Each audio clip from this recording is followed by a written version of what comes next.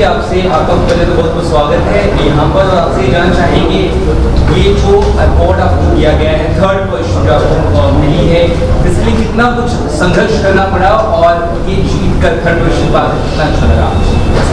जी, मुझे बताते हुए बहुत खुशी होगी कि इस जर्नी के लिए मुझे बिफोर 3 मंथ पहले ही मुझे ये सब सेट करना पड़ा। मेरे बहुत सारे ऐसे सेशंस हुए हैं जो मुझे मिसेस इंडिया आईएनसी के थ्रू मिले। मुझे स्किन ट्रीटमेंट से लेकर dentist, hair, everything like ramp walk training, everything. तो ये एक स्टेप बाय स्टेप सारी जर्नी को पार करते हुए जब मिसेस इंडिया के मिसेस यूनिवर्स के प्लेटफॉर्म पे जब जाना पड़ा तो वहाँ पे ये 7 डेज़ का एक फंक्शन था। मतलब ओवरऑल ये सब कुछ वहाँ पे प्री प्लान किया हुआ था। फिर वहाँ पे हम लोग जब गए तो पहले दिन हम लोगों को मीट एंड ग्रीट हुआ, वेलकम डिनर था हम लोगों का फर्स्ट डे। फिर सेकेंड डे हम लोगों को सिटी टूर करवाया गया। रात में फिर हम लोगों को कराओके हुआ। उसके बाद में थर्ड डे हम लोगों को शॉपिंग के लिए लेकर गए। फिर उसके बाद में शाम में ऐसे ही लाइक लोग बैठे थे और बातें कर रहे थे।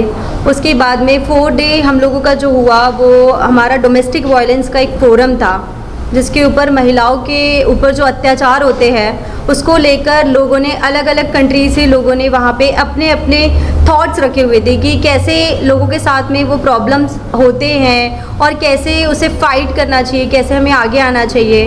उसके बाद में नेशनल कॉस्ट्यूम का राउंड था और सबटाइटल अवार्डिंग था और उसके बाद था ग्रैंड फिनाले। तो ओवरऑल ये जो जर्नी थी 106 कंट्री के लोगों ने इसमें पार्टिसिपेट किया था। अलग अलग कंट्री के लोग जब अपने सामने आते हैं तो हमें पता चलता है कि हम कितने वेल हैं, हम क्या कर सकते हैं। इतने सारे कंट्री के लोग जब हमारे साथ पार्टिसिपेट करते हैं, कॉम्पीट करते हैं तो हमको हमारा लेवल पता चलता है। बिकॉज हर कंट्री अपने अपने इसमें बहुत बड़ा है और हर कोई अपने देश को रिप्रेजेंट कर रहा है, तो हर कोई अपने इसमें बेस्ट है। तो बस मुझे तो अपना बेस्ट देना था। मोहिनी मैम का साथ था, मेरे हस्बैंड का साथ था, मेरी friend Megha Kapoor, she is also makeup artist, तो इन्होंने भी मेरा बहुत साथ दिया।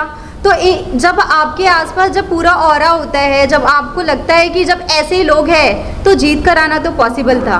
तो बस मैं 3rd रनर अप बनी और साथ में मैंने बेस्ट आर्टिस्टिक नेशनल कॉस्ट्यूम का भी अवार्ड विन किया और सबटाइटल में मिसेस ब्रिलियंस यूनिवर्स का भी अवार्ड मिला मुझे। तो मुझे बहुत खुशी हो रही है कि मैंने फर्स्ट टाइम 45 इयर्स में ऐसा हुआ है कि फर्स्ट इंडियन जो 3rd रनर अप की पोजीशन पे आई है। तो वैसे ही हमने हिस्ट्री क्रिएट कर ली है, तो इससे बड़ी खुशी की और कोई बात हो ही नहीं सकती मेरे लिए। Thank you.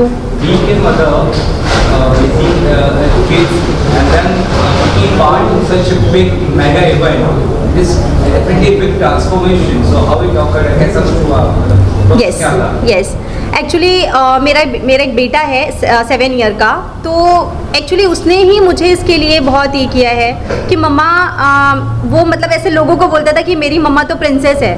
तो एक दिन ऐसा ही हुआ कि बाजू की हमारी एक आंटी आई और वो मुझे देखने लगे, तो बोले कि आपका बेटा बोल रहा है कि मेरी मम्मा प्रिंसेस दिख रही है, आप चलो प्रिंसेस को देखने के लिए। तो वो आए, उन्होंने मुझे देखा, तो उन्होंने मेरे बेटे को कहा जब वो 2 साल का था कि हाँ वाकई आपकी मम्मा तो प्रिंसेस है।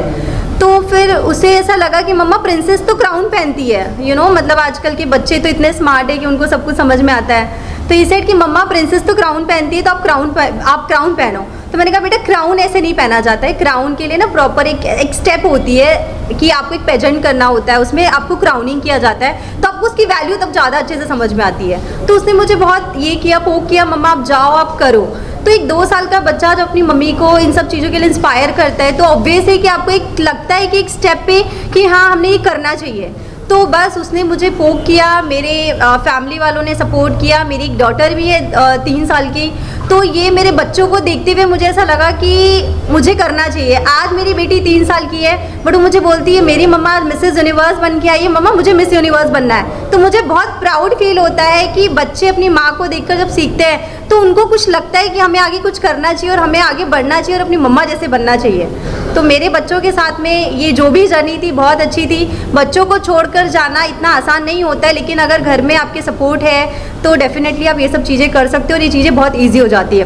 और साथ में पति का साथ होना सबसे इम्पॉर्टेंट होता है। अगर आपका हस्बैंड आपका बैकबोन नहीं हो सकता तो आपके लिए शायद थोड़ा मुश्किल हो सकता है, बट पति का सपोर्ट और फैमिली का सपोर्ट, बच्चों का सपोर्ट, बहनों का सपोर्ट, इन सपोर्ट की वजह से ही शायद मैं ये खिताब जीत कर आ पाई हूँ। मोहिनी जी, में आपका बहुत स्वागत है। ये जानना चाहूँगा, you are the backbone, right? पूरा इवेंट ऑर्गेनाइज करना इतना बड़ा होगी इंडिया के बाहर, हाउ इज इट पॉसिबल? किस तरह से पॉसिबल हो, कितना मुश्किल है? सबसे पहले तो आप सभी का मैं स्वागत करती हूँ। थैंक यू, आप सभी समय निकाल के यहाँ पर आए। और बैकबोन, रीढ़ की हड्डी जो बोली जाती है, उसके पीछे एक कारण होता है। वो एक सबसे बड़ा सपोर्ट होता है। कोई इवेंट बोलो या कोई डेलीगेट बोलो या कोई टीम मेंबर बोलो, तो वो मेरा रोल है। और जहाँ तक बात इंटरनेशनल जाकर काम करने की है, अगर आपने मेरा इंट्रोडक्शन सुना होगा तो मैंने मेरी मैनेजमेंट की पढ़ाई लंदन से ही की थी। तो इंटरनेशनल जाना मेरे लिए एक्सपोजर लेना ही है, मेरे लिए ज़्यादा बड़ा चैलेंज नहीं होता।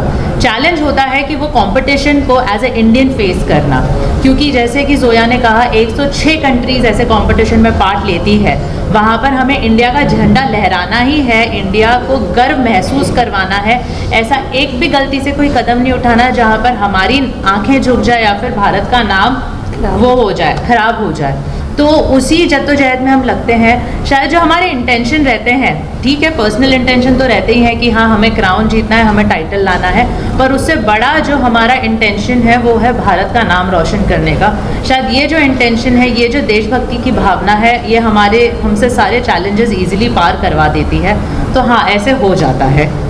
कितना चैलेंज था, किस तरह तैयारी की आपने जर्नी के बारे में बताया कि कैसे शुरुआत से?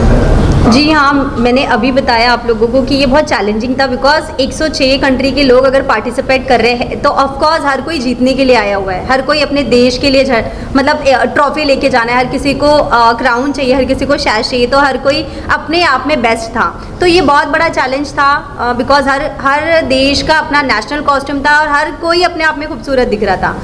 बट वो तो जजेस के ऊपर होता है कि आपने कैसे उसे कैरी किया है, आप उसे कैसे, आप उसके साथ में उसके पीछे की स्टोरी क्या है। तो ये सब चीज़ें देखकर ही वो चीज़ें डिसाइड होती है।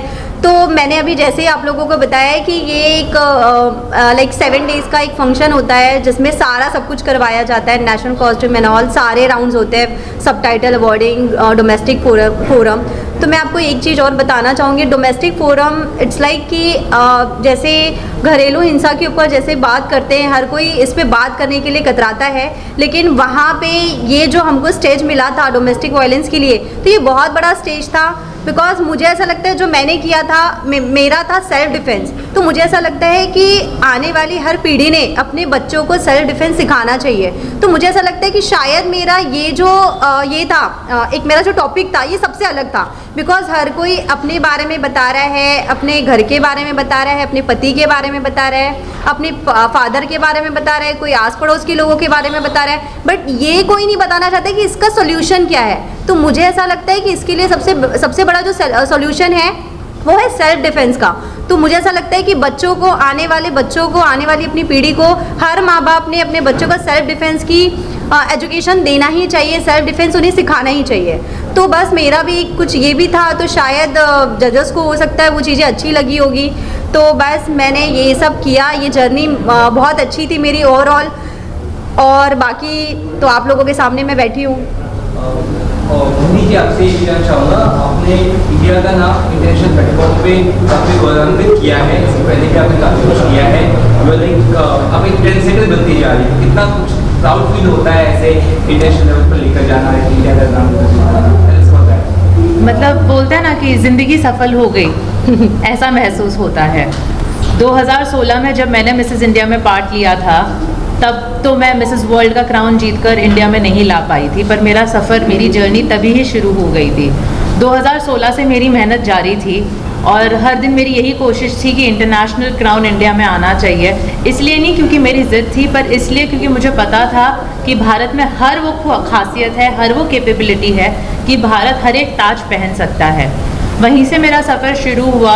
नवदीप कौर जब मिसेस वर्ल्ड गई थी, तब नवदीप कौर ने बेस्ट नेशनल कॉस्ट्यूम का अवार्ड जीता। उसके बाद चाहत दलाल जब मिसेस गैलेक्सी के लिए गई, तो चाहत दलाल हमारा मेन विनर मिसेस गैलेक्सी का क्राउन जीत कर आई, जो पहली बार इंडिया को मिला। सरगम कौशल गई, सरगम कौशल ने भी मिसेस वर्ल्ड का क्राउन जीता। और आप सभी आए थे, आप हर बार आए थे, और आज जब जोया मिसेस यूनिवर्स का 3rd रनर अप का क्राउन जीत कर आई है, फिर से आप आए हो, हमें सहारने आए हो, हमारा स्वागत करने आए हो, तो आप लोगों का सपोर्ट भी बहुत अच्छा लगता है, बहुत मेजर रोल प्ले करता है। बस आगे कामना है कि हम इसी तरीके से जो सीढ़ियाँ हैं वो ऊपर ऊपर और ऊपर चढ़ते जाएँ और बड़े है।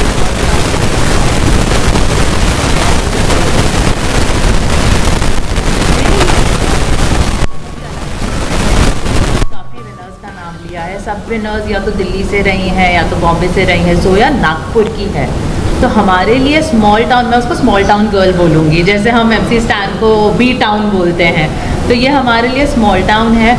ये देखने जाए तो एक माइनॉरिटी कम्युनिटी से भी हैं। ये इनके फैमिली में या इनके कम्युनिटी में अलग तरीके के रेस्ट्रिक्शंस होते हैं, ऊपर से 2 बच्चे संभालना, घर बार संभालना, वो एक बिजनेस वुमेन भी है एट द सेम टाइम। तो इतनी सारी रिस्पॉन्सिबिलिटीज़ के साथ इन्होंने जितना उम्दा परफॉर्मेंस वो स्टेज पे दिया है, मैं जोया से सीखती हूँ। मेरे लिए काफ़ी सारी चीज़ें होती हैं जो मैं इनसे सीखती हूँ। इनमें धैर्य बहुत है, इनमें पेशेंस बहुत है, बहुत ज़्यादा फेथ है फ्यूचर को लेके, बहुत पॉजिटिव हैं। तो ये इनकी अपनी क्वालिटीज़ हैं, ये मेरा नज़रिया है जोया के लिए। जिस फाइनल से आपने, क्या उस फाइनल से आप खुश हैं और नेक्स्ट आपकी क्या तैयारी है? जी हाँ, मैं बहुत खुश हूँ बिकॉज मिसेस यूनिवर्स में क्राइटेरिया होता है कि वो 5 विनर्स होते हैं, तो चाहे आप विनर हो चाहे आप 3rd रनर हो, वो सब कुछ सेम है। और मुझे ऐसा लगता है कि मैं अकेली इंडियन हूँ जिसने 4 टाइटल इंडिया के लिए लेकर आई हूँ, तो मेरे लिए इससे बड़ी सक्सेस की कोई बात ही नहीं हो सकती। और रही बात मेरे फ्यूचर की, तो मेरा फ्यूचर ऐसा है कि मेरा एक कारा फाउंडेशन है, मैं एक फाउंडेशन की ओनर हूँ। मैं मेरा फाउंडेशन चलाती हूँ जिसमें मैं मालनरिश किड्स, अंडर प्रिविलेज किड्स और उसके बाद में विडोज़ के लिए मैं वर्क करती हूँ, साथ ही मैं ओल्ड एज पीपल के लिए वर्क करती हूँ।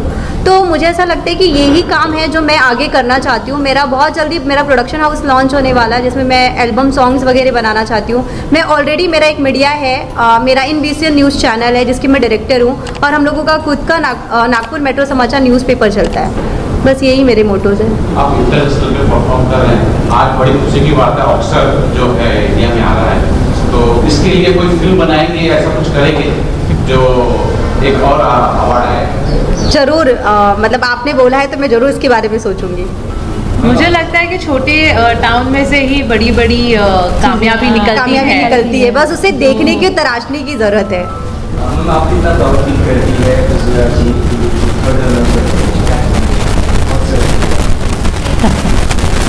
सबसे पहले तो आप सभी को मेरा नमस्कार। मैं मेघा कपूर अमेसर और से एक इंटरनेशनल सेलिब्रिटी मेकअप आर्टिस्ट हूँ। आज तक बहुत सारी सेलिब्रिटियों को मेकअप दिया है लाइफ में, करीबन 25 से 30 सेलिब्रिटियाँ हैं, काफ़ी अच्छी बड़ी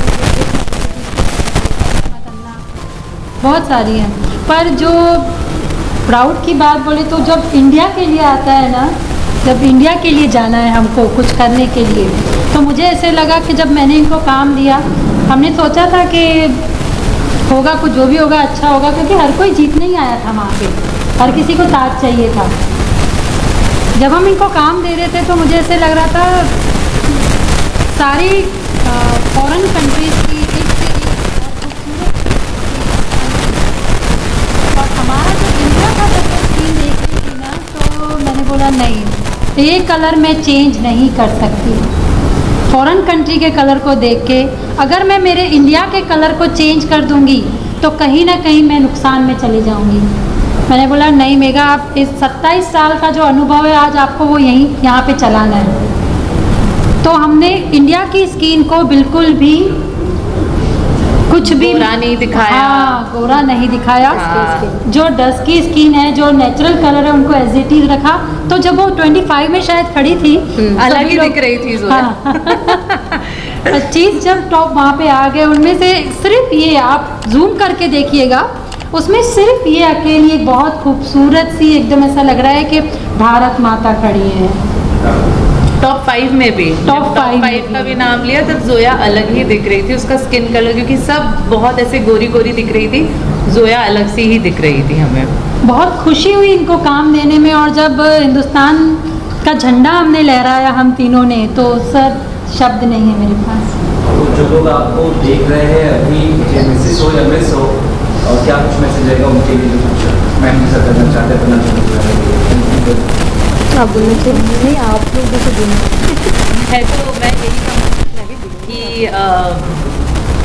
मैं हमेशा यही मैसेज देती हूँ कि मैं भी एक बहुत ही नॉर्मल मिडिल क्लास लड़की थी और जोया भी एक बहुत ही नॉर्मल मिडिल क्लास लड़की थी, जैसे आपके घर पे है, जैसे आप हो, जैसे आपकी पड़ोसी है, हम वैसी ही हैं। पर बस हमने हिम्मत नहीं हारी, हमने अपने सपनों पर पूरा भरोसा रखा और हर एक दिन अपने सपनों की तरफ एक छोटा कदम ही सही लिया और इस वजह से हम यहाँ तक पहुँचे हैं। बस यही कहूँगी कि अपने खुद पे पूरा भरोसा रखना है और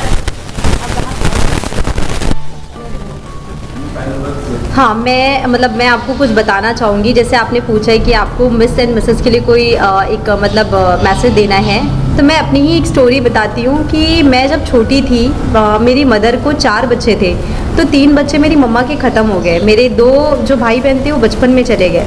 उसके बाद जो बड़ा भाई था मेरा वो 30 ईयर्स की एज में चला गया, यानी आज उसको 7 ईयर्स हो गए।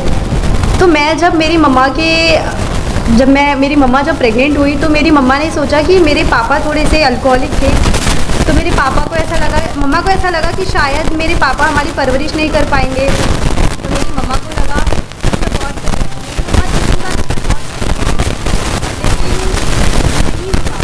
वो 3 बच्चे तो चले गए, जिसको अबॉर्ट करना चाहती थी वो बच्ची आज उन्हें इतना प्राउड होता है कि मेरी बेटी ने आज हिंदुस्तान का नाम रोशन किया है, जो आज तक मिसेस यूनिवर्स के प्लेटफॉर्म पे कभी नहीं हुआ। तो मुझे इस चीज़ पे बहुत प्राउड है और हर मिस और मिसेस को मेरा ये मैसेज है कि अगर आप कभी भी आपको लगता है कि आपको ये स्टेज पे आके खड़ा होना है, आज आपको अपनी जर्नी स्टार्ट करना है। जर्नी स्टार्ट करने के लिए कोई एज नहीं होती, आप किसी भी एज में अपनी जर्नी स्टार्ट कर सकते हो। आप मिस हो, मिसेज हो, आपके अपने सपने हैं, आप अपने सपनों को देखो, आप क्या कर सकते हो। चाहे वो ब्यूटी इंडस्ट्री हो, चाहे वो कोई बिजनेस हो, चाहे वो एक सॉफ्टवेयर इंजीनियर हो, चाहे वो हार्डवेयर इंजीनियर हो, कोई भी हो, बस लड़कियों ने अपना एक अस्तित्व बनाना है, एक स्टेप लेना है और अपने लिए अब काम करना है और अपने नाम को रोशन करना है। बस मैं इतना ही कहना चाहूँगी। Thank you.